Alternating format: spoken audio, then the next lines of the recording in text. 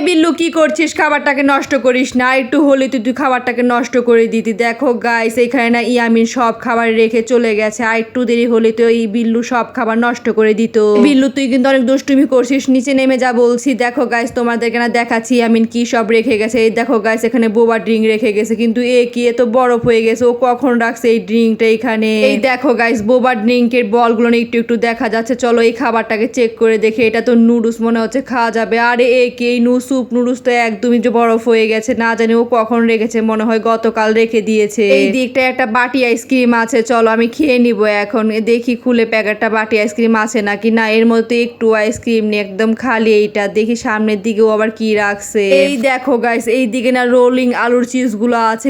কি এটা তো একদম ফাঁকা, এটা খেয়ে দিয়েছে। দেখো এটাও না খেয়ে নিয়েছে। চলো এটাকে বের করে নিয়ে এটা না আমি খেয়ে নেব, কিন্তু এটা তো একদম বরফ বেঁধে গেছে, একদম ভাঙাই যাচ্ছে না। দেখো কতটা শক্ত। শুধু আবার বিল্লুকে বকলাম, এগুলো সবই নষ্ট। এই বিল্লু তুই এটা খেতে পারবি না।